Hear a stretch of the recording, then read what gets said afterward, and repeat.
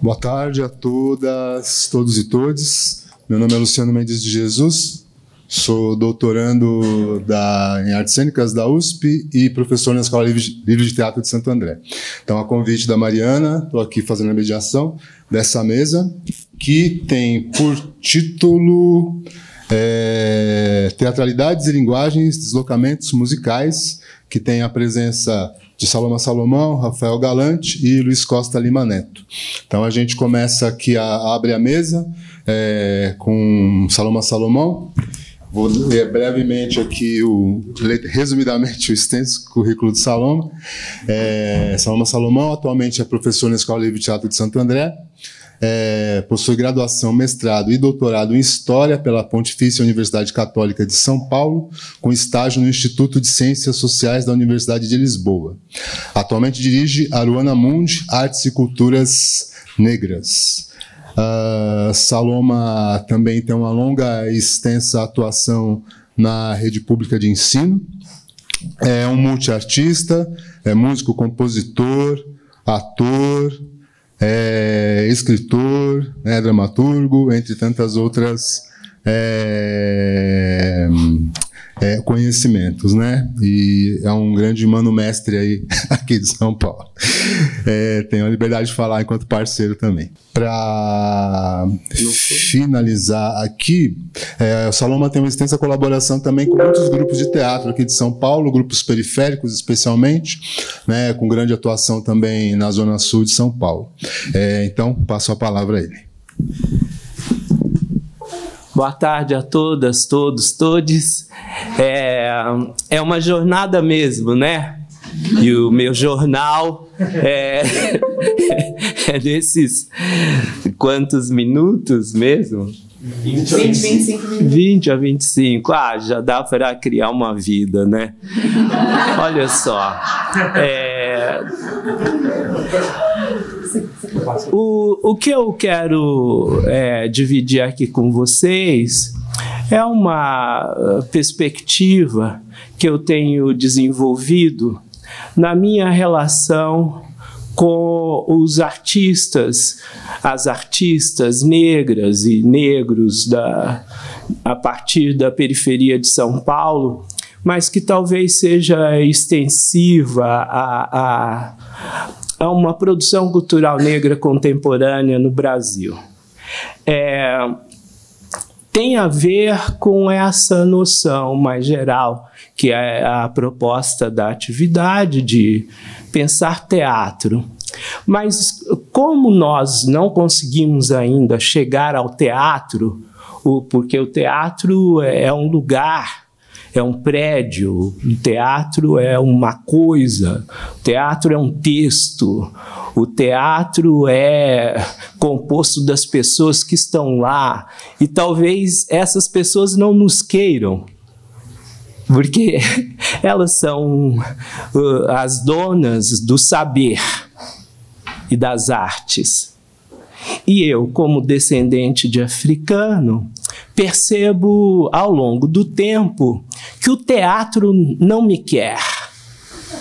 Não me quer como um ser completo que eu sou. Se vocês me olharem, vocês vão ver que eu estou aqui integralmente, em corpo. E talvez a minha parte etérea também esteja aqui. O que vocês acham? Bom, eu vim aqui por um motivo muito específico. A Mariana é minha amiga pessoal e ela, talvez num delírio assim, né, de moça muito criativa, ela pensou que era pertinente a minha presença nesse evento. Mas ela não tem sido pertinente nesses lugares como esse aqui, nessa Ilha Branca, que é a USP, que é a última universidade brasileira a admitir que talvez os alunos negros possam frequentá-la e os professores também. Embora ela tenha, a instituição, não as pessoas, tenha admitido que ela Pode receber pessoas negras num primeiro momento, no segundo momento cria mecanismo para que as pessoas negras continuem longe. Entendem? Bom, então é passado, é presente e é futuro. Mas o teatro não cabe pensamento negro. Teatralidade, talvez. É uma maldição. Eu não tenho outra língua que não seja a língua do colonizador para expressar o que eu penso. Então, me perdoe, é meu limite. E é meu paradoxo. Eu não tenho outra língua. Então, todas as palavras que eu emitir, vocês podem entendê-las como contaminadas. Entendem? São palavras contaminadas por quem me domina e por quem dominou os meus ancestres. Todas as palavras que eu emito, eu sinto que elas são incompletas para comunicar o que o meu ser carrega.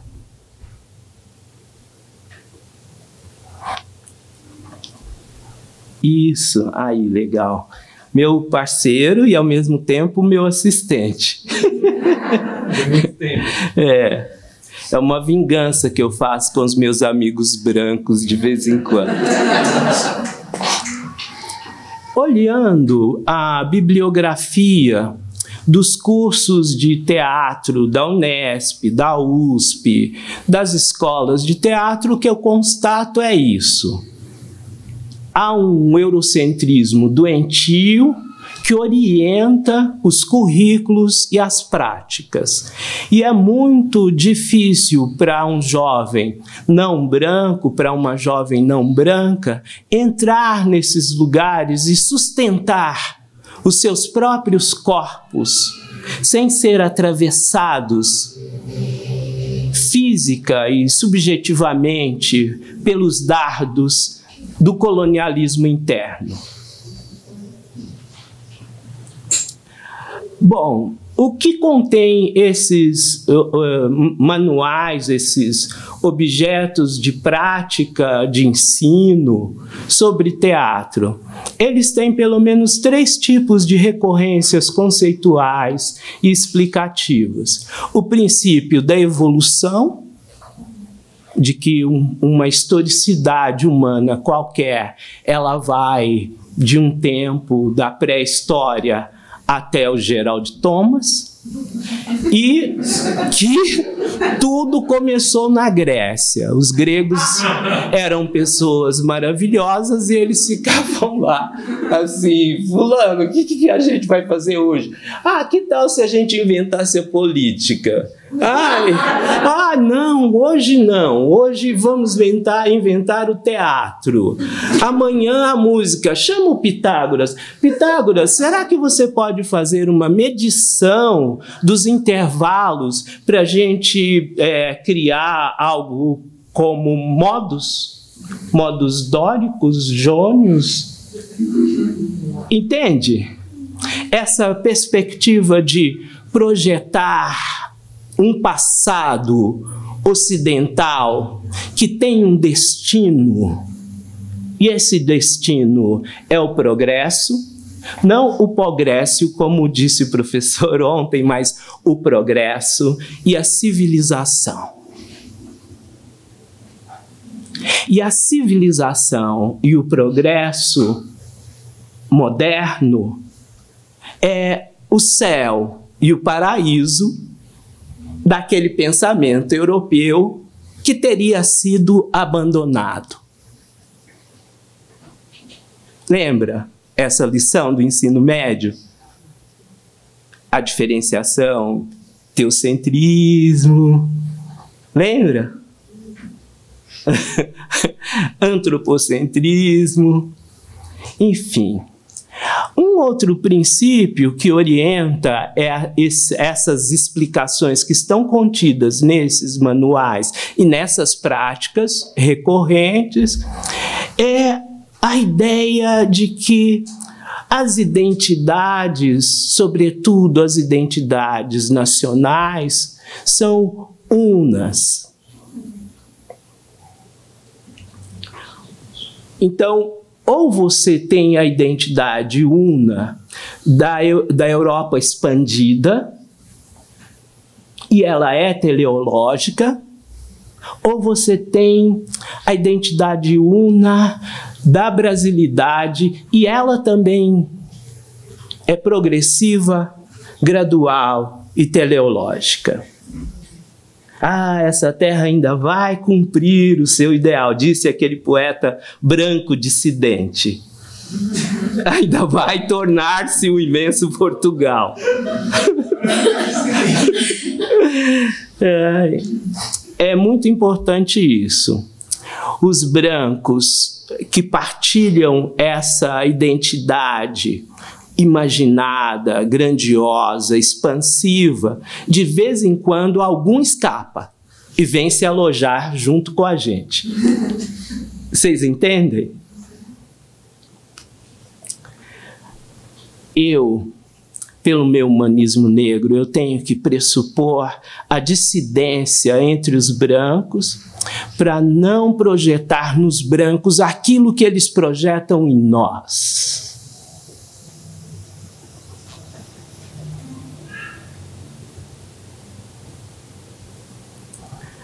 O teatro, no singular, como eu já disse, ele é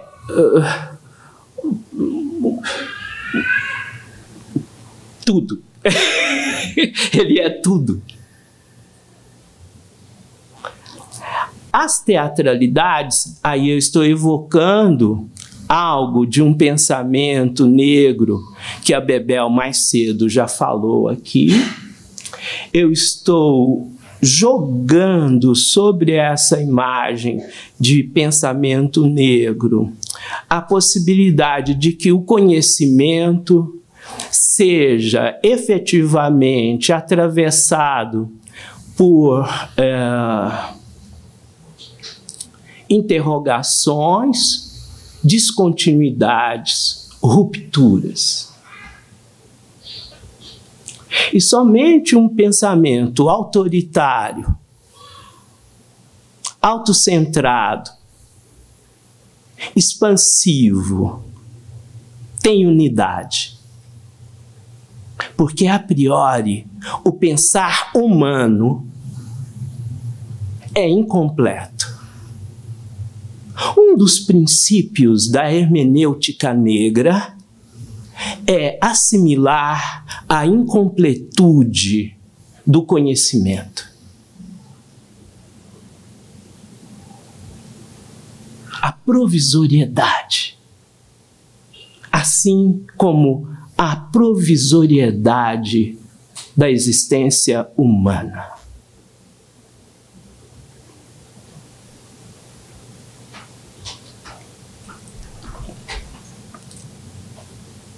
Bom, tudo isso aí já está meio dito desse jeito louco que eu estou falando, tá? O que está me interessando é como dialogar com os jovens negros que querem incorporar essa linguagem ou esse instrumento de desenvolvimento do pensamento e da sensibilidade no seu repertório. Teatralidade seria, então, uma possibilidade expressiva do sujeito contemporâneo de conhecer a sociedade na medida em que é capaz de produzir uma representação sobre essa mesma sociedade. Essa representação criativa, ela pode esbarrar em várias das formas que o mundo ocidental começou a chamar de belas artes, sem, contudo, se comprometer com nenhuma delas, nem mesmo com o teatro.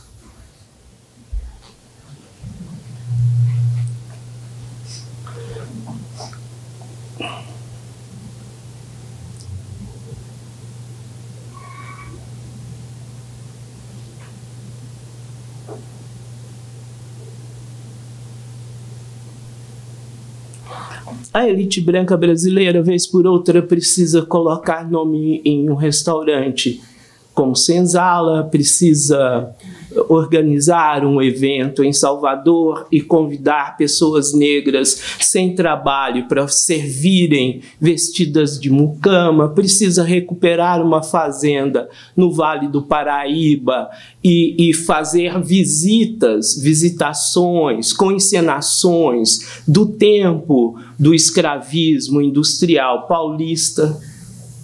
Há uma saudade não só da Europa, como uma saudade da colônia no tempo que ela funcionava bem. Sabe a colônia no tempo que ela funcionava bem? Antes de 1822. A colônia funcionava bem, porque os colonizadores internos, os nossos colonizadores contemporâneos, são muito incompetentes. Eles são de tal forma incompetentes que eles têm que nomear um homem branco do interior de São Paulo como presidente da República.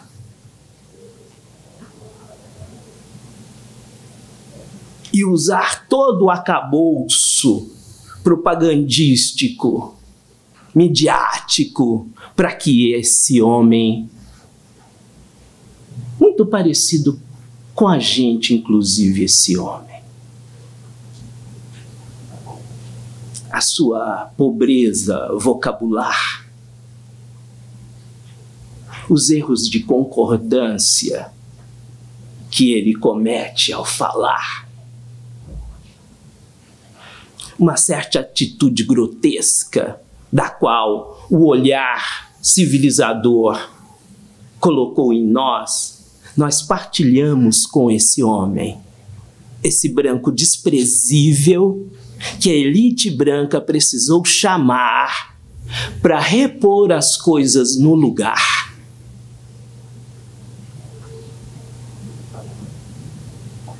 Ele não apareceu do nada. Ele foi convidado. Ele foi incensado. Ele foi trabalhado.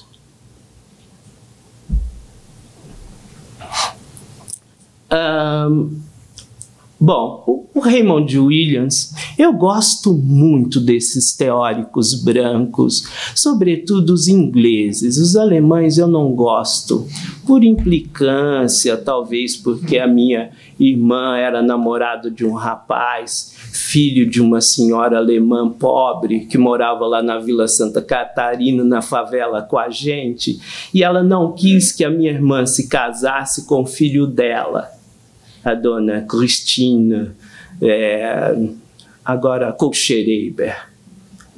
Depois que ela morreu e agora a minha irmã já idosa, os dois se encontraram e se casaram. O Kohlschreiber e a minha irmã.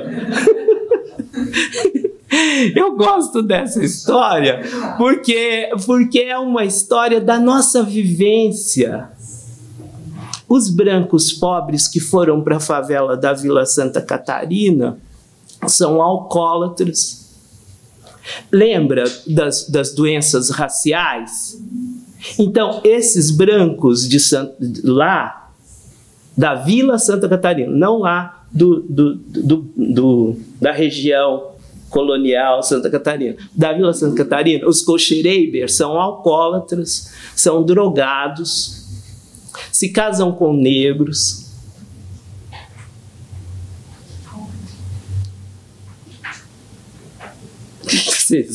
As teorias raciais de superioridade. O que vocês acham?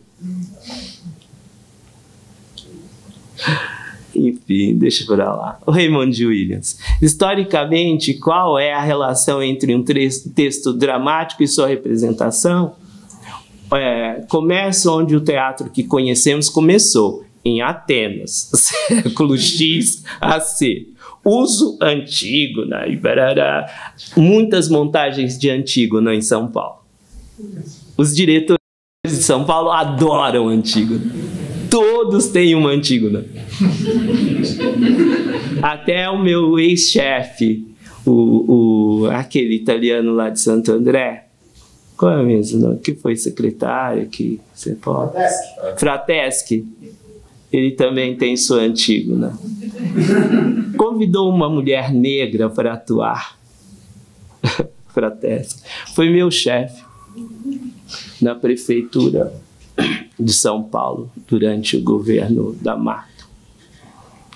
Podemos aprender sobre teatro primitivo pesquisando 3 fontes: as tribos aborígenes, ainda no estágio primordial da humanidade, as pinturas nas cavernas e a inesgotável riqueza de danças mímicas e costumes populares que sobreviveram pelo tempo, pelo mundo. O teatro primitivo utilizava acessórios exteriores exatamente como seu sucessor altamente desenvolvido faz. Essa é a mais utilizada nos cursos, a Margot.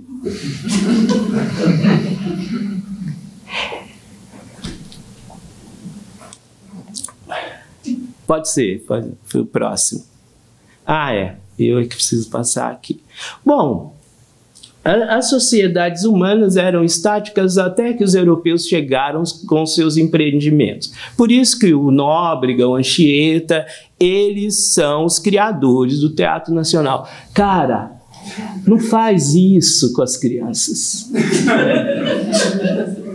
Porque é muito idiota. É muito vazio, é subestimar demais. Imagina, pessoal, olha, estamos chegando aqui, temos um projeto, Brasil, o que vocês acham?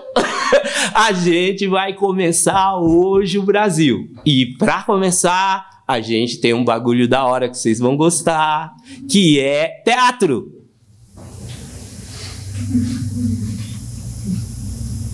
Vocês gostaram? Índios, vocês não gostaram? Eu sou o José de Anchieta. E vai começar a brincadeira.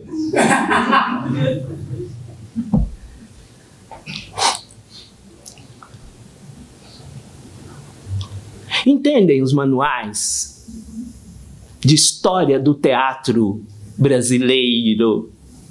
Porque é muito importante a brasilidade. Convida os índios, a moça que apresentou antes já convidou. Convida os índios, convida os negros, vão fazer uma batucada, vão tocar uma maraca. E está começando a formação cultural do Brasil. 5 minutos. Putz, é isso aí. Eu queria falar...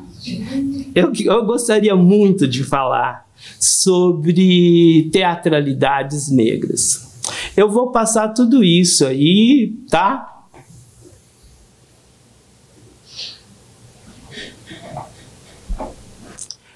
Os hermeneutas negros, o que eu estou chamando de hermeneutas negros, são pessoas africanas traficadas que a partir do século XVIII, elas começaram a produzir um tipo de conhecimento alternativo àquilo que era produzido pelas elites coloniais.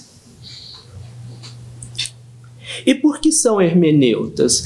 Porque eles obedecem a uma certa noção de que o conhecimento ele também precisa ser feito, elaborado, removendo as camadas de ignorância que o colonialismo pinta o mundo. Então, Olaúda Aiquiano,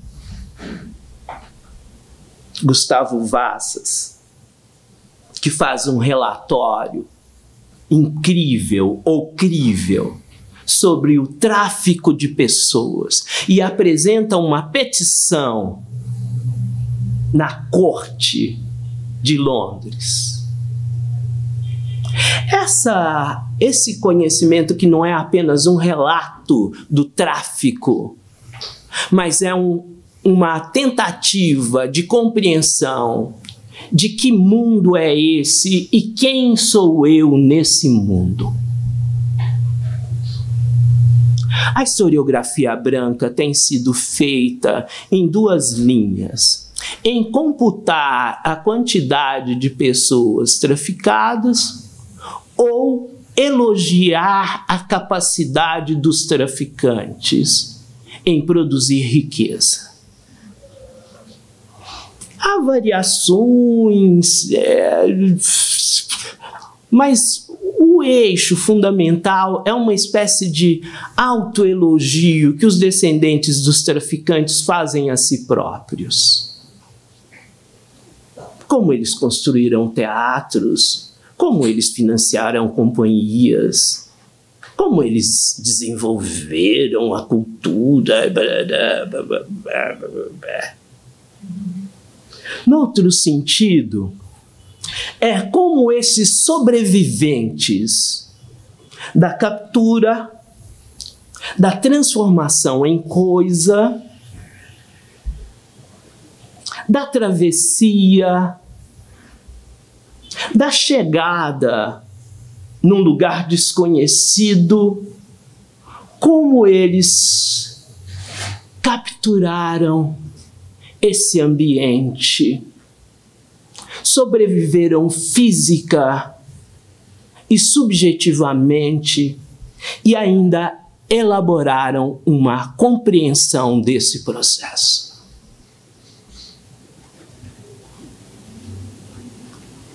Capturar a subjetividade de quem foi destruído tem sido a minha meta.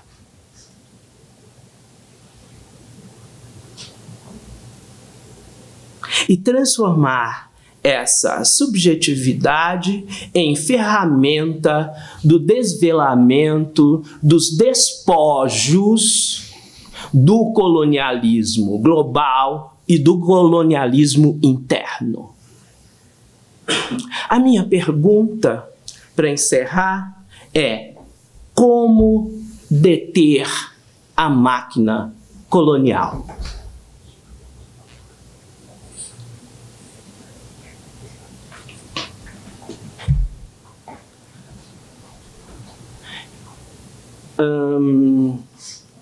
Meu roteiro começa no Laúda, passa pelo Stuart Hall, converso com o Muniz Sodré, ouço a voz do Paul Gilroy, mas ele não consegue conversar comigo porque a sua produção é anglofônica. Não porque eu não entenda a sua língua colonial, mas é porque ele não entende a minha língua. Eu posso lê-lo, mas ele não pode entender que quem capturou poeticamente a dimensão negra atlântica antes dele foi uma mulher migrada do Sergipe para o Rio de Janeiro, assassinada em 1995. E ela não disse, lá está o Atlântico. Ela disse, eu sou o Atlântico. Percebem a diferença? Vocês percebem a diferença entre o que Gilroy diz e o que Beatriz Nascimento disse? Ela diz, eu sou o oceano. Eu sou a travessia e eu estou atravessada. E o meu corpo está no fundo dessas águas. Uma boa tarde, muito obrigado. Eu vou passar só as imagens. Peraí que tá aqui. Ah, por favor. A partir dessa. Tá. Só passando as imagens. Imagem 1. Quando você fala. Imagem... Pode ir lá para as imagens mesmo. Imagem 1. Desculpa. Imagem 1, Minas Gerais. Cerro Frio, Minas Gerais. Pode ir. Imagem 2.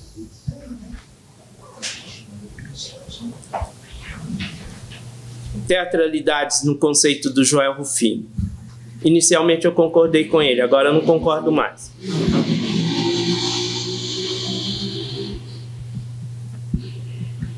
As notícias dos congados, ou algo como uma performance negra, elas são ainda do século XVII.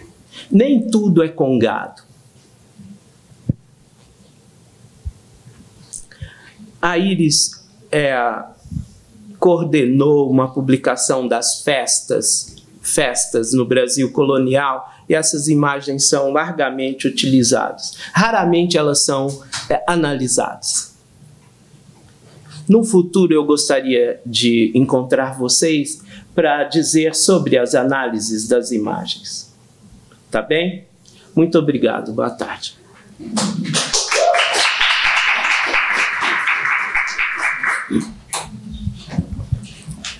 Obrigado, Rafa. Luiz? Luiz, você está me escutando? Está escutando a gente? Estou aqui. A gente pode passar para a sua apresentação agora? Aham. Podemos? Sim. Maravilha, então. Vou...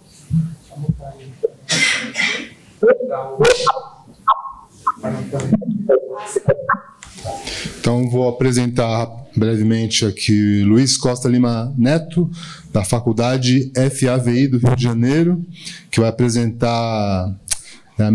o seu tema é Martins Pena, João Caetano e Paula Brito contra José Bernardino de Sá, redes de artistas, sonoridades negras e lutas antirracistas no teatro carioca durante o tráfico ilegal de escravizados, 1838-1850. Luiz Costa Lima Neto, ele é professor de música na pós-graduação em arte e terapia na Clínica Pomar, e de composição, arranjo, percepção e teoria nos cursos de formação e técnico da Escola de Música Vila Lobos. Ele é bacharel em composição musical, Universidades Integradas Estácio de Sá, licenciado em Educação Artística com habilitação plena em Música no Conservatório Brasileiro de Música, mestre e doutor em Musicologia pela Universidade Federal do Estado do Rio de Janeiro, Unirio, pós-doutor em História, Universidade Federal Fluminense, 2017, e pós-graduando em Musicoterapia. Conquistou o Prêmio CAPES de Tese 2015 da Coordenação de Aperfeiçoamento do Pessoal de Ensino Superior na área de Artes Música e uma série de outros prêmios e de publicações internacionais em língua inglesa, pelo que vejo aqui que é bem extenso. Vai economizar um tempo, já passo a palavra. Obrigado. Antes de tudo, boa tarde a todos e todas. Obrigado a Mariana pelo convite gentil para participar desse evento. Eu vou proceder à leitura da minha comunicação e qualquer problema de áudio, tá? Vocês me avisem que eu repito o que for necessário. Ok?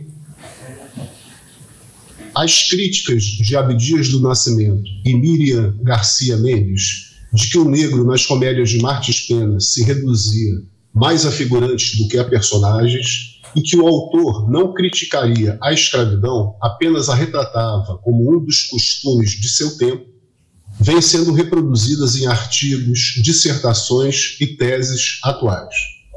Entretanto, as duas comédias de Martins Pena, intituladas Os Dois ou em inglês Maquinista e Os Ciúmes de um Pedestre ou O Terrível Capitão do Mato, foram censuradas em sua época por denunciarem o tráfico negreiro ilegal e o aparato policial utilizado na repressão aos escravizados, exemplificando como a questão negra não estava ausente da comediografia do autor.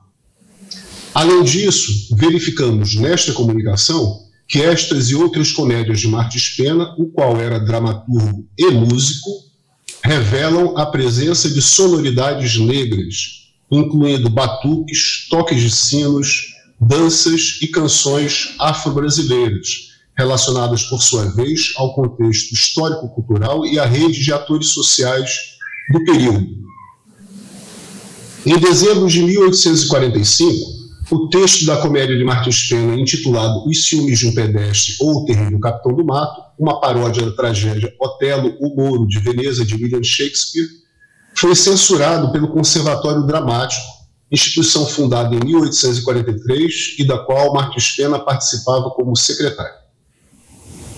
Um dos censores do conservatório implicou com o fato de o texto teatral supostamente ridicularizar o ator e empresário brasileiro João Caetano dos Santos, o qual representava o personagem do Otelo com sucesso nos palcos cariocas.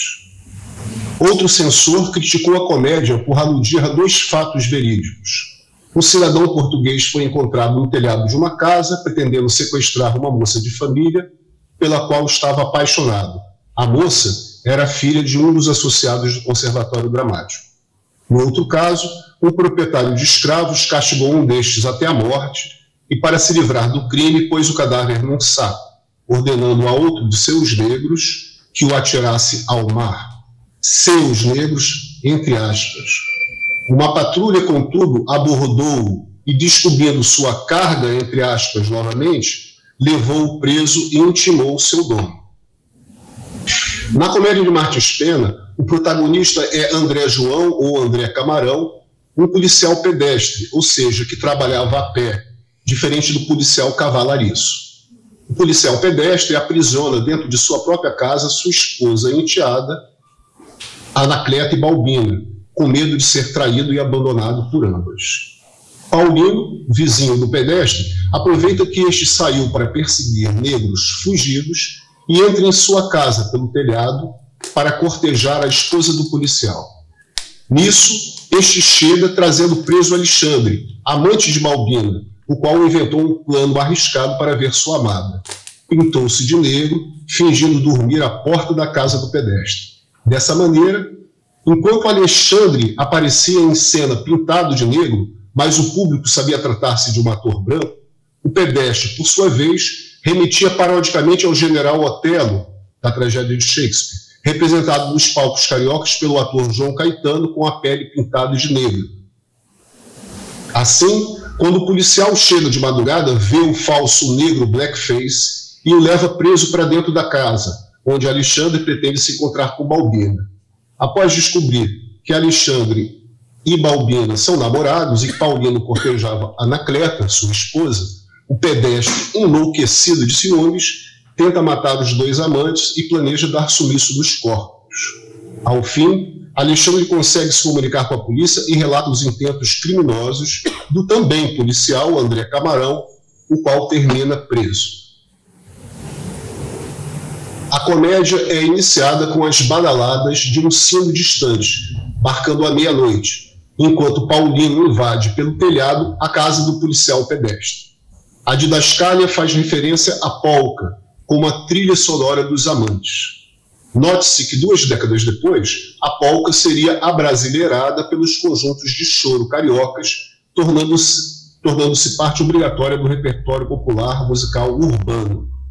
Se a menção à saltitante polca parecia ridicularizar o policial pedestre da comédia de Pena, a sonoplastia de sinos, por sua vez, fornecia uma importante coordenada espacial e cronológica. Vigorava no Rio de Janeiro Imperial o edital que estabelecia o toque do Aragão. Às 10 horas da noite, no verão, e às 9 horas no inverno, o sino grande da igreja de São Francisco de Paula e o do mosteiro de São Bento dobravam ininterruptamente durante meia hora, como sinal para o recolhimento da população às suas casas. A medida vigorou de 1825 a 1878, visando coibir a ação de ladrões, invasores de casas e os ajuntamentos de negros para as capoeiras e os batuques. Assim, as 12 badaladas na comédia de Pena informavam ao público que a cena se passava num espaço-tempo proibido, cujos limites sociais e interdições morais seriam perigosamente atravessados pelos personagens. Além de marcar as horas do dia, os toques de sinos lembravam os fiéis de seus compromissos, funcionando como uma espécie de noticiário ao informar a população carioca sobre nascimentos, batizados, casamentos e falecimentos. Na vida real, os sineiros eram escravizados negros e seus descendentes, que usavam os sinos como instrumentos musicais percussivos com dupla função religiosa e estética. Como assinalou em entrevista conosco realizada o atual sineiro do Mosteiro de São Bento, no Rio de Janeiro, Manuel Cosme, conhecido como Manuel do Sino, os sinos eram a bateria de escola de samba da igreja. Note-se ainda que, na década de 1830, coincidindo com o período do tráfico negreiro ilegal no Brasil, jornais cariocas noticiaram repetidas vezes que negros subiam à torre da igreja de São Francisco de Paula, a mesma do toque do Aragão, o toque para recolher da população, para tocar o sino com seus corpos, assim desafiando a polícia e disputando o território com grupos rivais de capoeiristas. Várias comédias de Martins Pena solicitam a inclusão de toques de sinos, executados pelo elenco em cena ou nos bastidores pelos contrarregras. Em A Família e a Festa da Roça são referidos repiques festivos, junto com o lundu tocado pelos músicos barbeiros e os gritos animados dos foliões. Em O Judas em Sábado de Aleluia, repique de sinos, sons de foguetes e Aleluia gregoriana cantada. Em O Cigano, o toque do Aragão. Em O Noviço, toque desordenado. Em Quem Casa Quer Casa, convocando os fiéis para a procissão e, por fim, em Os Ciúmes de um Pedestre, marcando a meia-noite e a hora das almas do outro mundo. Os sons de sino podiam, inclusive, se tornar parte principal da trilha sonora das comédias de Pena, como ocorre, por exemplo, em Os Irmãos das Almas, na qual os dobres fúnebres do Dia de Finados marcam o tempo rítmico dos personagens nos papéis de membros da maçonaria e de irmandades de homens livres, pobres e escravizados. Note-se a presença de atores negros representando esta e outras comédias de Martins Pena. Era o caso de Martinho Correia Vasques, da companhia de João Caetano, o qual representou várias vezes a peça Os Irmãos das Almas, além de Um Noviço, cujo personagem principal ele desempenhou durante mais de 20 anos, incluindo canções cômicas nos entreatos. Na comédia Os Dois ou Inglês Maquinista, por sua vez, a música aparece de forma pontual na cena final da peça.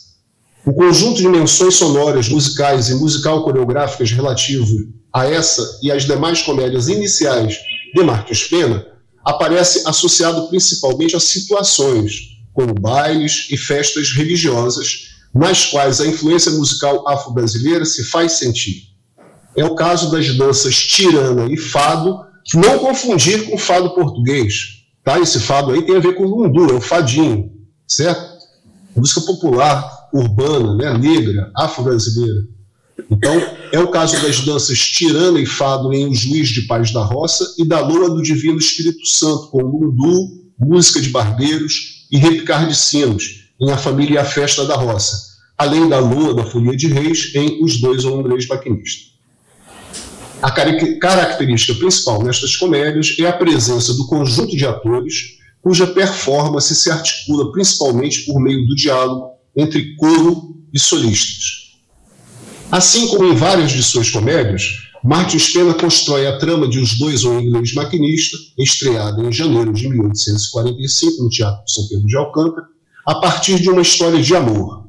Mariquinha gosta de Felício, mas sua mão é disputada por Negreiro, traficante de escravos, e por Gainer, um inglês, suposto inventor de máquinas mirabolantes, como a de fazer açúcar com ossos humanos triturados.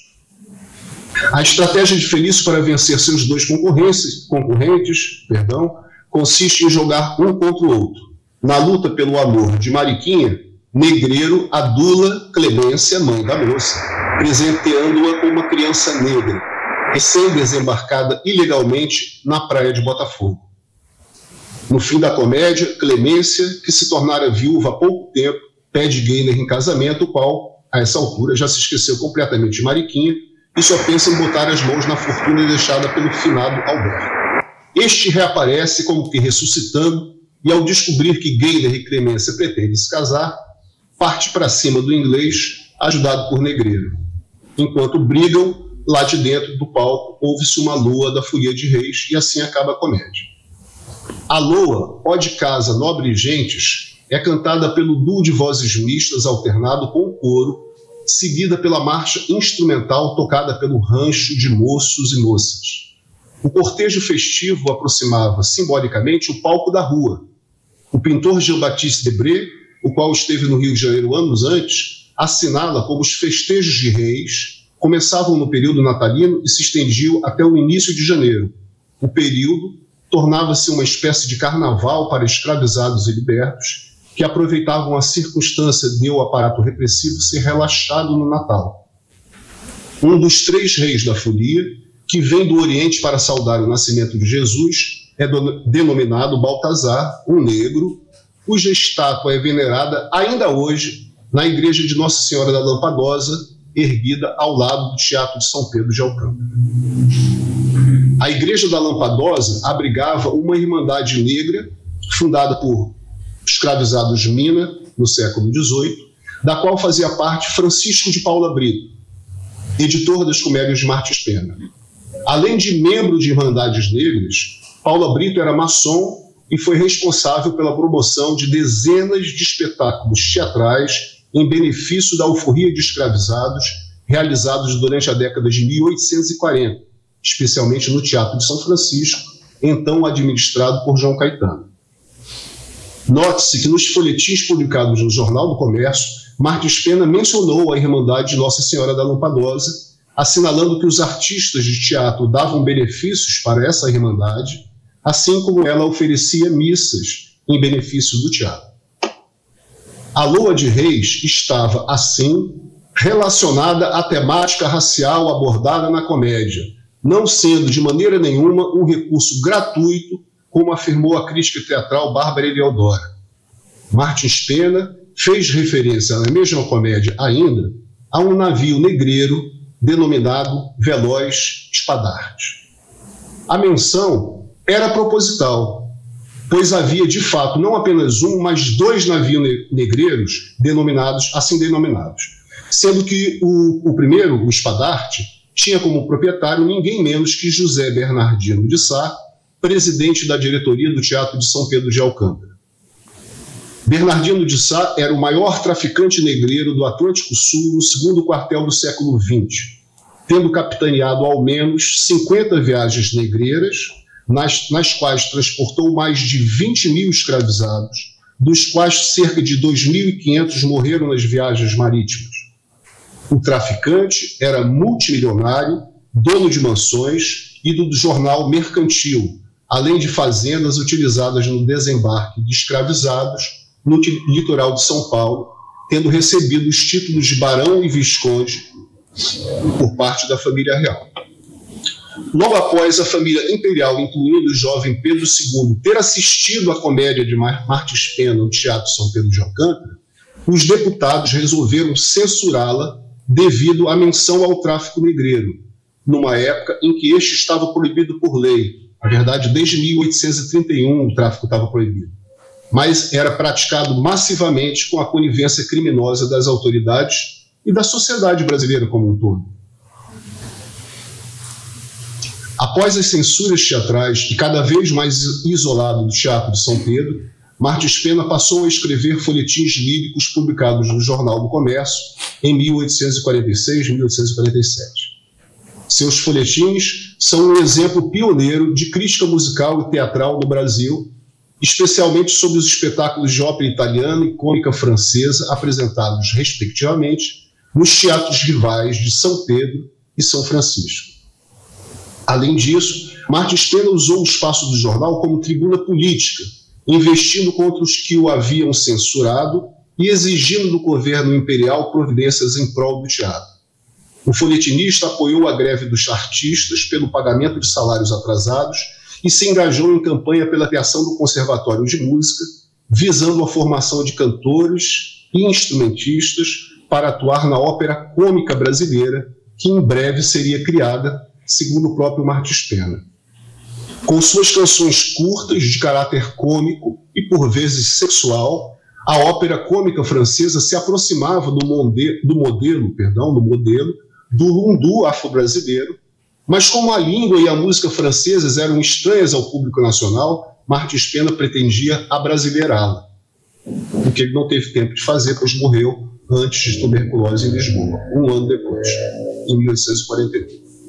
Concluindo, Martins Pena, João Caetano e Paula Brito integravam uma rede de artistas, escritores e jornalistas contra o tráfico negreiro ilegal e a diretoria do Teatro de São Pedro, presidida entre 1845 e 1851 pelo poderoso traficante português José Bernardino de Sá.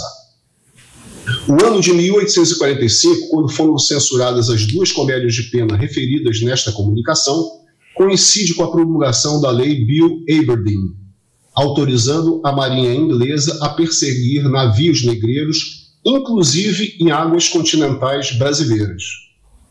Desde o ano anterior, 1844, pode-se observar o aumento do número de espetáculos promovidos por Paula Brito, antes mencionado, para a alforria de escravizados no Teatro de São Francisco, administrado por João Caetano.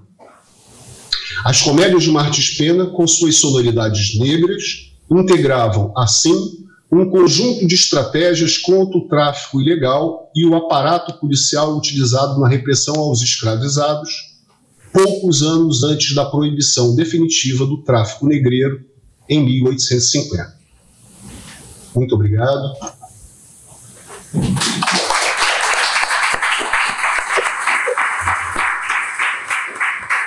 Obrigado.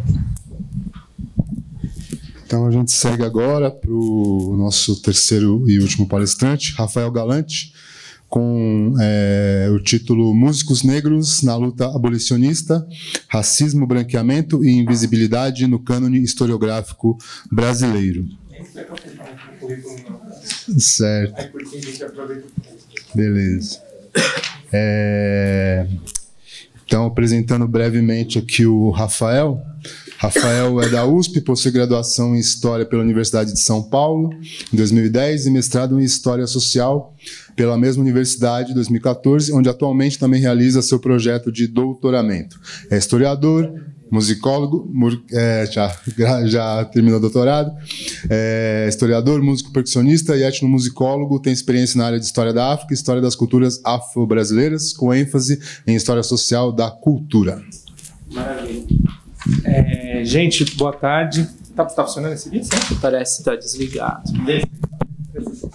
Será que chega? Melhor por aqui. Melhor aqui. Não, peraí, passa por baixo. Obrigado, Luciano. Boa tarde. Em primeiro lugar, agradecer a Mariana e a Iris. A Iris foi minha professora na graduação, me acompanhou também na minha pós. Fiz estágio, inclusive, no curso dela. É uma honra estar com o Saloma novamente, segunda mesa em um mês, né? O Saloma é um mestre de longa data na minha formação, na minha trajetória, acompanho ela desde o seu início.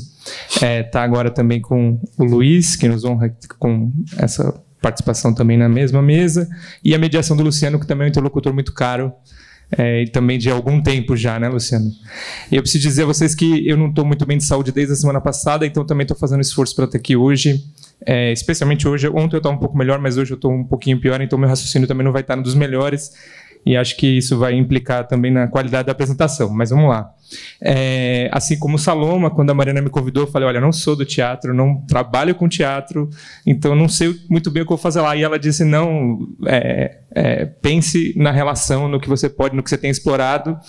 E o que eu cheguei mais perto disso é essa pesquisa que eu venho realizando aí, pelo menos desde 2019, muito informada também a iniciativa de começá-la pelo ambiente político brasileiro dos últimos anos, como eu acho que muitos de nós, né, fomos muito impactados por tudo que nos atravessou aí na última década, né, melhor dizendo, mas desde 2019 vim me aproximando também dessa discussão em torno da experiência de músicos negros nisso que se convencionou chamar de abolicionismo, né, e aí, já em primeiro lugar, gostaria de enfatizar que me filio a algumas correntes da historiografia do pensamento negro brasileiro que vem distinguindo também a experiência abolicionista a partir de variados matizes, né? Então, me filio à ideia de um abolicionismo negro, em primeiro lugar, e gostaria de falar um pouco disso.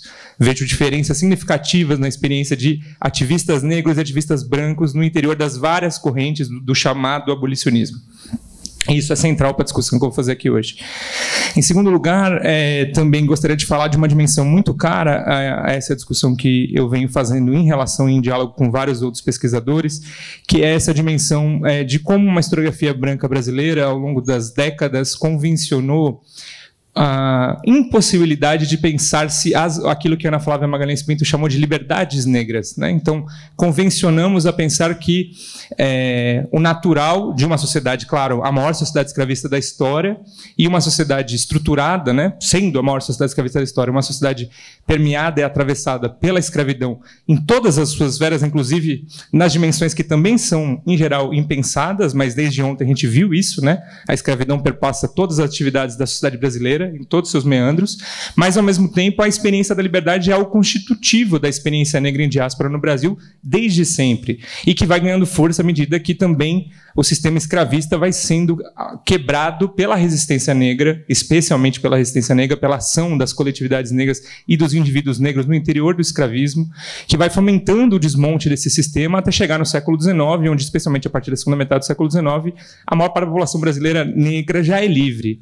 Só que nós não fomos, né, educados para pensar essa dinâmica nesses termos. Nós somos educados para pensar que a experiência da escravidão não tem temporalidade, não tem historicidade, e que até o 3 de maio a população negra estava submetida nos seus destinos, nas suas vontades e os seus corpos à subjugação de uma elite branca que decidiu, por bem fazer, conceder a abolição, né? Claro que aqui num ambiente de pesquisa, isso já eu tenho certeza que está bem mais complexificado e matizado, mas é importante a gente compreender essa dimensão do que a Ana Flávia chama também, e também aí me filio a um outro historiador negro haitiano chamado Trujillo, que chama de uma dimensão do impensável. Há aí uma dimensão do impensável, porque muitas vezes, culturalmente, nós não estamos preparados para olhar para esses personagens e pensá-los como pessoas negras, no exercício de suas individualidades, de suas contradições, de suas estratégias individuais, e vivendo as suas trajetórias de vidas no interior de uma sociedade que é, sim, a maior sociedade escravista da história,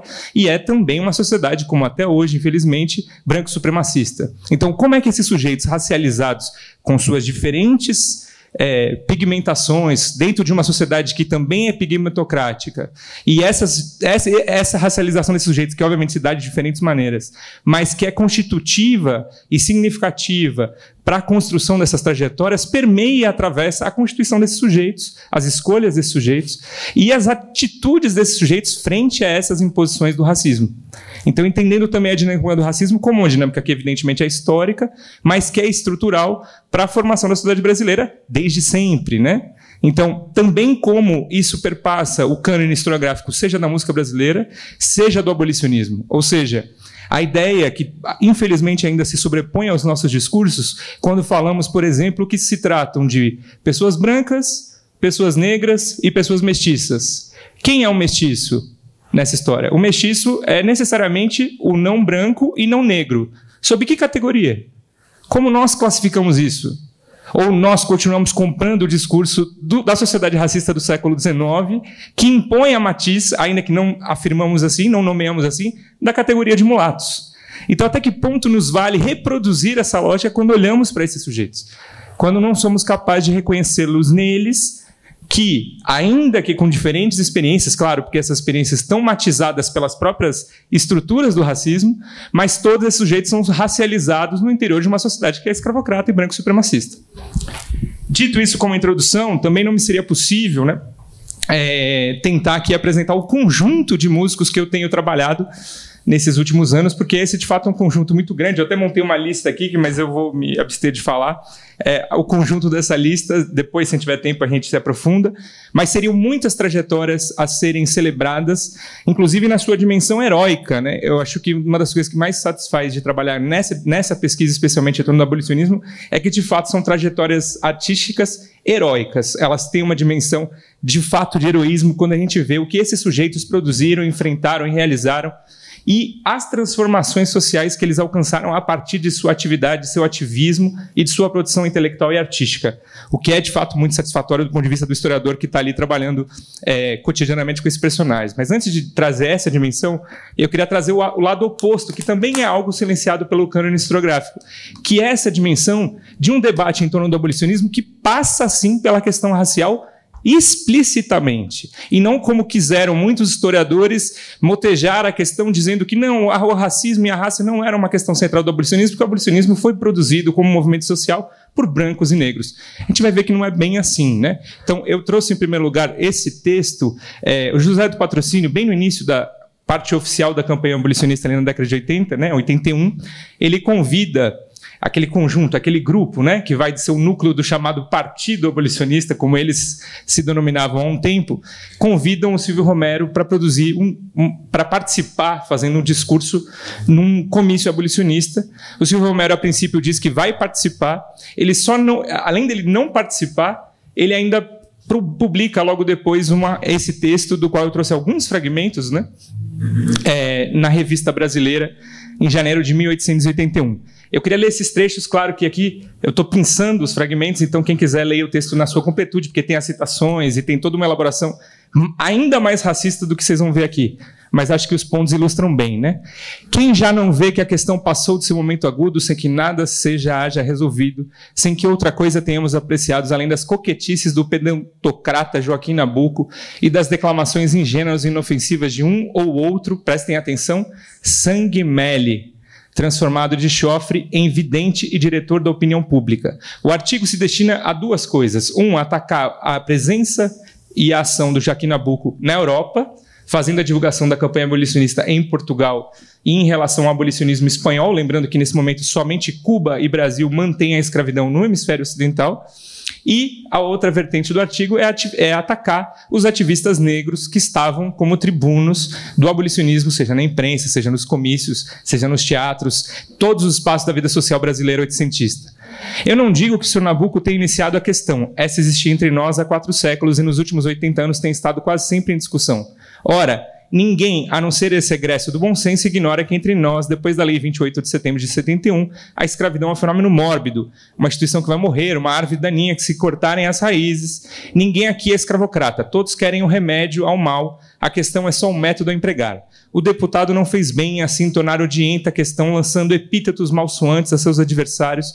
Um político sisudo não mancha a arena em que deve combater. Os abolicionistas de chofre querem brincar com os fenômenos sociais como se brinca com as palavras nos folhetins e nas conferências. O exemplo dos Estados Unidos, por excepcional, nada nos aproveita, porquanto não é de boa lógica tirar argumentos de um povo próspero, másculo e rico para um país estragado, anêmico e vicioso como o nosso. Além de tudo, eles não compreendem cabalmente a natureza da questão que se debate. Este é um problema econômico cercado de 2 outros muito sérios, um político e outro social. Se não estamos mais no tempo dos palavrões vazios e desvarios sentimentais, é claro que, em rigor, não se trata da libertação dos escravos como um fato histórico negativo. Quero dizer, não se trata de amputar um órgão inútil só pelo gosto de praticar a operação. O verdadeiro problema que nos ocupa vem a ser a substituição do trabalho escravo pelo livre, o fim do regime colonial pelo democrático, a vitória da ciência sobre a rotina. Ora, isto não se improvisa da noite para o dia, nem se resolve com música. Não se resolve com música. Reparem quem ele está atacando aqui, né? Uma série de medidas sábias e bem pensadas, tendentes todas a uma revisão completa de nossos embaraços ao livre desenvolvimento do trabalho. Uma série de medidas que venham a melhorar nossas condições religiosas, políticas, sociais e econômicas. Tudo que for um prejuízo pátrio e um empecilho à concorrência livre do estrangeiro e do nacional, ampute-se. Para isso não será necessário pregar o ódio de raças e impingir-nos a superioridade do negro sobre o branco. Não se fará preciso repetir frases feitas sobre o amaldiçoamento da escravidão. Por aí iremos mal. É lícito supor que o fato da escravidão nos foi nocivo, pelo menos tem sido nos últimos tempos um grande embaraço, e deu-nos ensejo a estarmos hoje suportando as discurseiras do pretendento Nabuco. Não for esse fato, o deputado pernambucano teria um motivo de menos para um baíro simples. Não é com certeza proveitosa a causa da emancipação a tentativa de criar entre nós um partido negro, propalando-se a superioridade do africano sobre as raças brancas. O negro é um ponto de vista vencido na escala etnográfica, e o Brasil não é e não deve ser o Haiti. Eu não sei se os nossos publicistas de cor terão a veleidade de suporem-se mais ilustrados. Não é certamente agradável ouvir estas coisas, e por isso eu desejaria aos nossos amigos de cor não colocassem a questão neste terreno. Sobre esse ponto, a luz está feita. Não é exemplo de uma civilização negra. A única civilização africana, a do Egito, era branca, do ramo cuxita-semita. E ainda hoje, nos baixos relevos e antigas pinturas egipcíacas, se nos deparam, ao lado dos belos tipos brancos, os seus escravos negros, com a mesma fisionomia dos atuais pretos do Darfur. A África esteve, desde a mais remota antiguidade, em contato com os egípcios, persas, gregos, romanos, fenícios, cários e árabes, e o negro nunca chegou a civilizar-se. Há 4 séculos está em contato com os modernos povos europeus e continua nas trevas. Ainda mais, sabido que os povos selvagens postos em relação com as raças civilizadas ou civilizam-se, o que é raro, ou extinguem-se, o que é regra geral. O negro tem desmentido a lei histórica. Fora, portanto, mais sensato e hábil dar outra cor ao debate, não apelar para provas impossíveis, nem pedir ao governo que mude a natureza das coisas. A ideia da libertação dos escravos é uma ideia europeia. É um presente dos brancos. Não brotou do seio das populações africanas. Ainda hoje, a pior escravidão é a que existe na própria África. Ainda hoje, entre nós, os piores proprietários de escravos são justamente alguns negros. A questão anda desviada de seu verdadeiro caminho. Não será preciso forjar uma antropologia nova para resolver. Aceitemos os fatos como eles são e saibamos bem que só a ciência econômica poderá fornecer os materiais para a solução almejada. Quero a libertação dos escravos pelo meio prático de um reductio ad absurdum da escravidão, sem que para isso marque um prazo, porque esta ideia foi repelida e sem que seja necessário inverter a história de nossa civilização, que é uma civilização fundada pelos brancos e não inventada pelos negros. Não exijo destes que renunciem e posterguem a sua raça, mas deixem aos brancos o direito de também defenderem a sua. Quero a libertação como resultado de uma transformação orgânica da sociedade, que eles almejavam que fosse na década de 30, né? Em 1930, demoraria mais 40 anos. E não como produto de declamações do senhor alvo do senhor Nabucco, ou uma inversão disparatada de teorias negristas. Teorias negristas. Quero-a como a devem querer aqui os representantes do espírito civilizador europeu. Eis tudo. Fala muito ao negacionismo e a vários dos discursos, né, do fascismo brasileiro contemporâneo.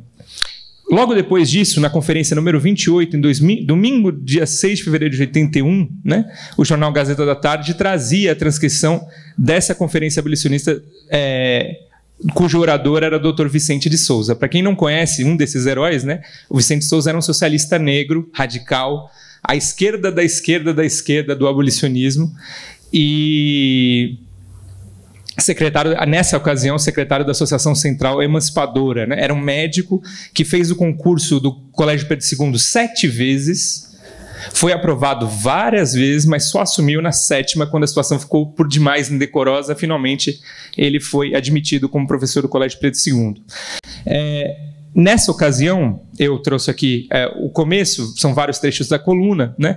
Mas eu queria mostrar a primeira parte musical, né? Então aqui também um fragmento, não está toda a programação musical. A Fantasia do Fausto para violino e piano, pela senhorita Cacilda de Souza. A Cacilda de Souza, olha como eles se referem a ela, a primeira do seu sexo a prestar auxílio à santa causa da abolição, e pelo violinista Cantalice foi interrompida várias vezes por bravos e coroada por flores e gerais aplausos. Cacilda de Souza era esposa de Vicente de Souza, também professora de português da educação básica e uma das criadoras da educação pública no Brasil. Ela, junto com várias outras mulheres, criaram o sistema de educação pública que nós temos hoje no que era ali a época o município neutro. E é muito impressionante ver esse casal de intelectuais negros que publicava anúncios nos jornais, um homem e uma mulher, em pleno século XIX, cada um deles anunciando seus respectivos livros, né, juntos. Então é muito impressionante o que esses dois produziram. Ela era pianista e ela, como vocês viram aí, foi a primeira mulher, né, a participar como artista da causa abolicionista oficial aí, do ponto de vista da campanha. Ela está tocando aí essa Fantasia de Fausto junto com outro músico que eu gostaria muito de falar em detalhes, mas não vou conseguir falar muito da trajetória dele, infelizmente, pela questão do tempo, que é o Guilherme Cantalice, que tem esse sobrenome italiano e que nessa dimensão do impensável, né, foi lido, e até hoje é lido, como um homem branco. Um dos criadores disso que a gente chama de choro moderno, lá nos anos 70. Temos algumas das composições do Cantalice até hoje, um violinista extraordinário. Era um homem de quase 2 metros de altura, um homem retinto, filho de uma mulher africana, casado com uma outra mulher também filha de africanos, ambos libertos. Ou seja, o Guilherme Cantalice é um músico que nasceu escravizado e se torna, aí, ao final dos 800, maestro. maestro de orquestra nos principais teatros do Rio de Janeiro. Por não ter frequentado o conservatório, é chamado aí, portanto, de amador, né? Amador não diz respeito à atividade profissional, mas diz respeito à formação, né, desses músicos. Na sequência, a gente vê aí Alice Klepp, e depois, o predileto quarteto original de Michelis para violoncelo, flauta, piano e violino, primorosamente executados pelos professores Horácio Fluminense, Viriato, Arthur Camilo e o amador Cantalice. Reparem que só o Cantalice recebe o epíteto amador, recebeu uma verdadeira ovação e teve honras de bis. Aí, novamente, Horácio Fluminense e Viriato são dois outros músicos negros, dois músicos centrais no abolicionismo, dois músicos centrais na Constituição do Choro, e que tanto na historiografia do choro quanto na historiografia do abolicionismo não tem a sua racialidade descrita e a centralidade dessas trajetórias na constituição de suas experiências de vida, né? E no seu ativismo.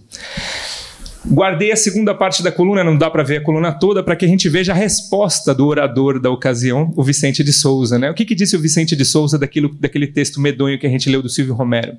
Tem na mão o último número da Revista Brasileira. Aí se acha um escrito inqualificável do senhor Silvio Romero. É um parto monstruoso da inveja, de despeito e de todos os sentimentos vis, que por si só constituem um estigma perpétuo.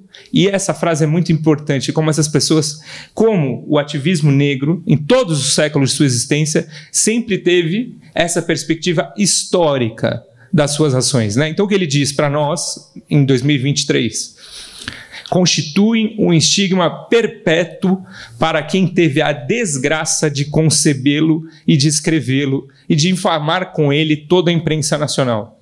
É impressionante que o Silvio Romero nomeia hoje o principal prêmio estatal do Brasil para pesquisas em culturas populares, né? Mas a infâmia está aqui.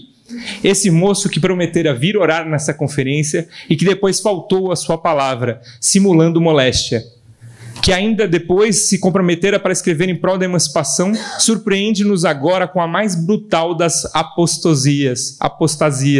Lê alguns dos tópicos dos artigos nos quais os disparates e contradições, as necessidades e os quixotismos correm parelhas com o sentimento de inveja satânica de Joaquim Nabuco e seus dignos companheiros. Não é dado a todo o senhor Silvio Romero ter o talento, o brilhantismo e principalmente o coração generosíssimo de Joaquim Nabuco. Eu vou pular a questão do mediador Nabuco, que é o mediador branco necessário, é a estratégia política do movimento negro desse momento, né? Mas eu queria colocar lá na frente.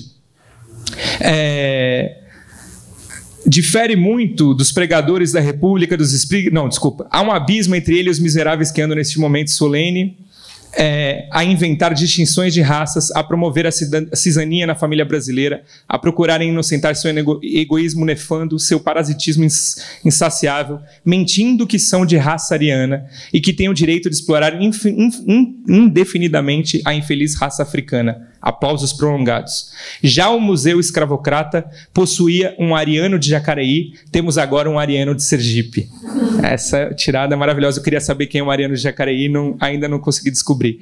Como são ridículos, risadas prolongadas. Esse escreveu que é por sangue, mas teve a imbecilidade de acrescentar que seus pais vinham da bacia do Mediterrâneo entre a Europa e a África, atravessada incessantemente pelos africanos muito antes de Aníbal e de Asdrúbal, percorrida vitoriosamente por eles até as margens do Loire na grande invasão árabe. Acha o senhor Silvio Romero que a abolição não deve ser feita pela propaganda pacífica, por meio impresso, pela palavra dos oradores, pelos versos do poeta e pela música dos professores e dos amadores? Parece que no seu feroz germanismo queria espingarda de agulha e canhões Krupp. Risadas. Pois nós podemos assegurar-lhe que continuaremos de vitória em vitória e que em menos de 5 anos não haverá um só escravo no Brasil. Delírios, aplausos, prolongada ovação. Foi eloquentíssima a peroração. O orador dirigiu-se às mães, às esposas, às irmãs, às filhinhas, agradecendo-lhe seu invencível auxílio à santa causa da abolição, aos artistas, aos amadores, prestimosos voluntários da grande causa da democracia, ao público em geral que há mais de 6 meses sustenta em seus ombros hercúleos a tribuna popular e aplaude o evangelho da liberdade, da igualdade e da fraternidade para a família humana. Aplausos gerais. Fiat Justitia Quod Caelum, né? Que justiça seja feita ainda que caia o céu. Eram 3 horas da tarde, os entusiastas de pé ainda cobriram de flores e bravos e de aplausos o denodado campeão da democracia brasileira. Dando sequência, uma outra personagem heróica, né? Que é a Luísa Regadas. Eu queria mostrar essa primeira nota de 1882. A Luísa Regadas é uma mulher que ganha muita fama e muita distinção. É uma mulher mestiça, né? Seria lida como uma mulher mestiça naquele tempo e hoje, mas cuja condição de mestiça tampouco é afirmada nas análises que são feitas sobre ela, né? Então, Teatro Recreio Dramático. Grande matinê musical organizada pela exímia senhora Luísa Regadas em favor da escrava Joaquina, com concursos de distintos artistas de reconhecido mérito. Aqui vários outros artistas negros, né? Xisto Bahia, Viriato, Domingues, Pedro Cunha, Horácio Fluminense e Luísa Regadas, acompanhando a esses ilustres cavaleiros o distinto professor Tavares, orador oficial José do Patrocínio. Generosamente se prestam diversas sociedades musicais, particulares e bandas militares. Na sequência, um ano depois, realiza-se hoje, às 12 horas, no Teatro Recreio Dramático, a sessão pública da Comissão Central de Emancipação do Município Neutro, sendo oradores, novamente, o Vicente de Souza e o Baldino do Amaral. E aí, a descrição de vários desses músicos, entre eles o Horácio Fluminenses, a Cacilda de Souza, a Cacilda, inclusive, tocando com a Luísa Regadas, né?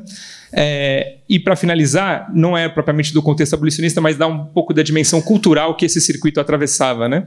Assistimos à ressa mensal dada no dia 16 do corrente pelo Clube Dramático de Vila Isabel, que constou das seguintes comédias: Morte do Galo, Entrei para o Clube Jacome, Comunismo e Zé Pereira Carnavalesco. Olhem esses repertórios de peças, né?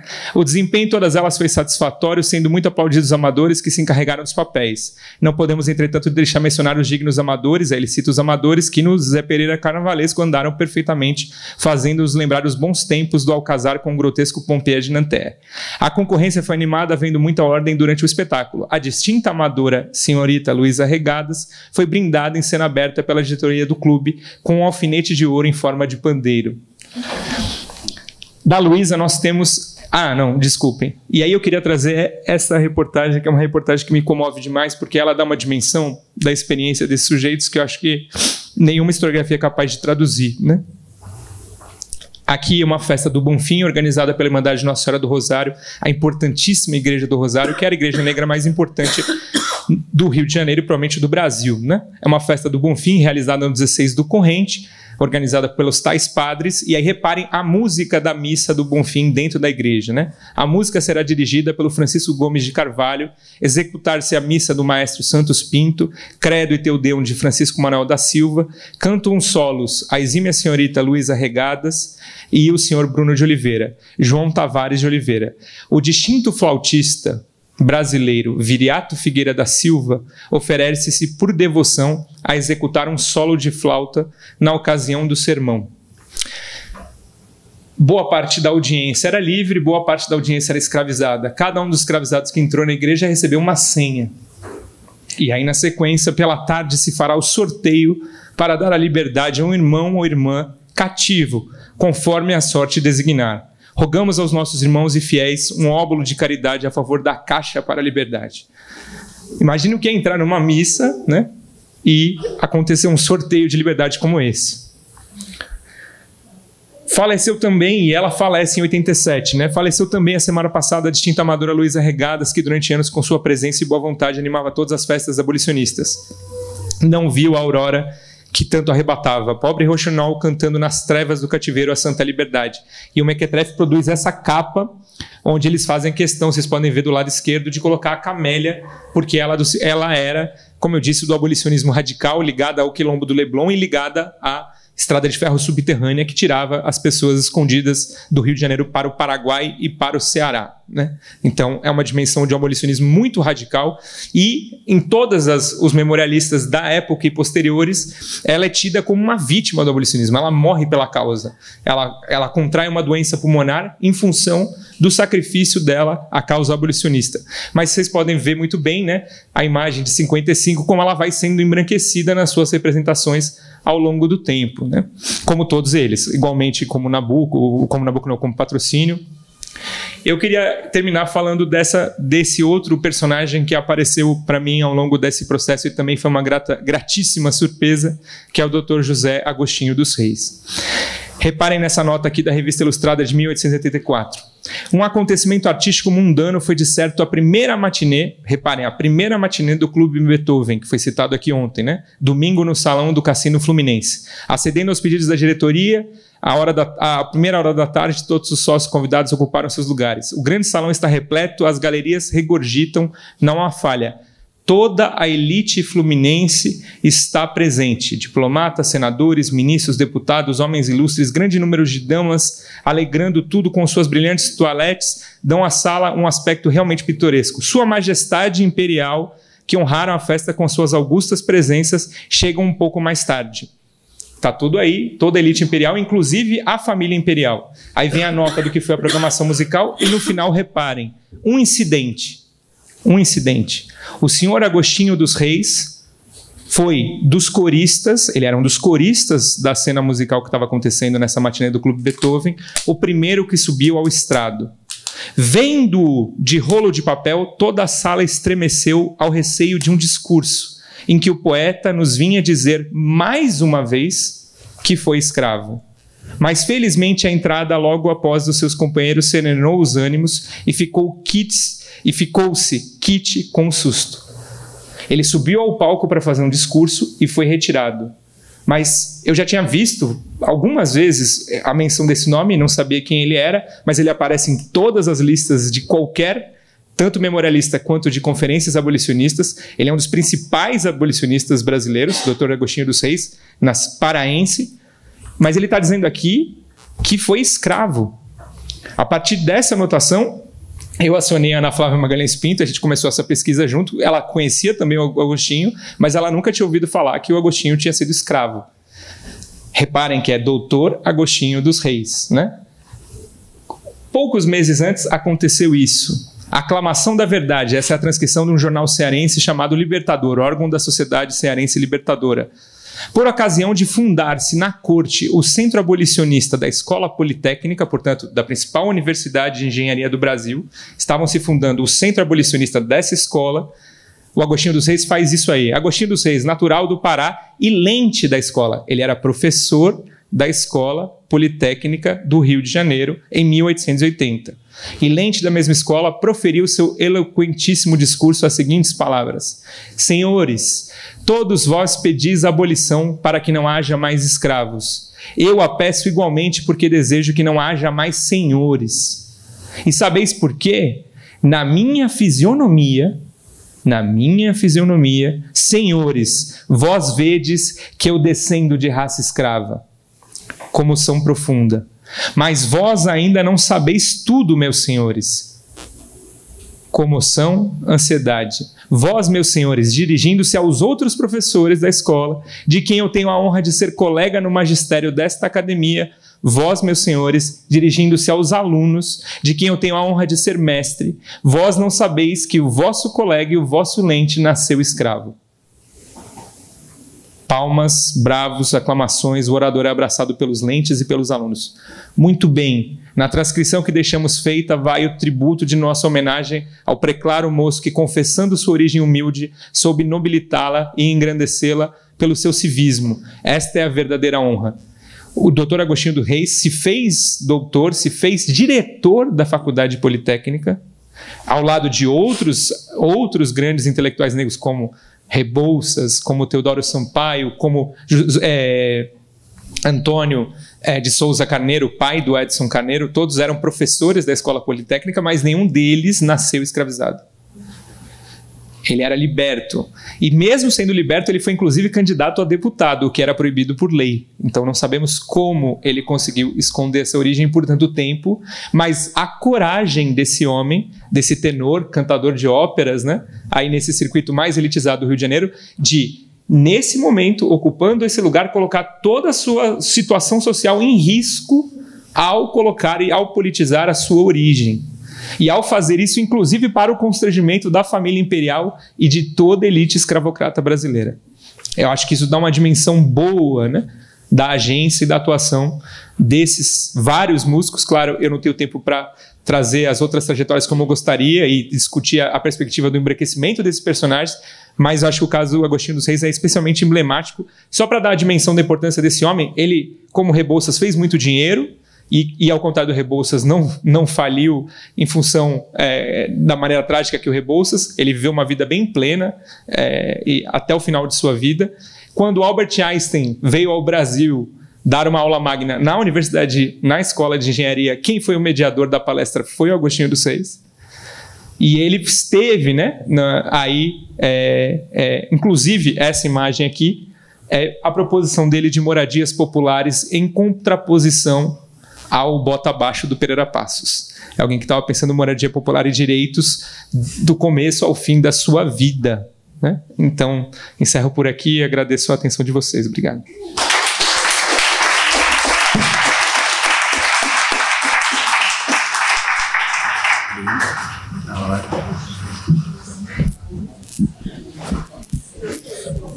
Bem, eu não sei se a gente tem tempo, né, para questões. Né? Então a gente finaliza por aqui, não vai ter muito tempo de abrir para questões. A gente pode fechar, assim, as pessoas que quiserem. Não sei se o Luiz vai estar com a gente ainda, se o Luiz vai embora, mas talvez a gente deixe para a próxima vez, a gente junta, né, as questões e pode ser. Né, que só explicar para vocês. Porque a gente dá aula na Escola Livre lá em Santo André e aí as aulas começam às 6h30 e a gente vai chegar lá às 7 horas, né? Beleza? Gente, então, boa tarde. Valeu, obrigadão.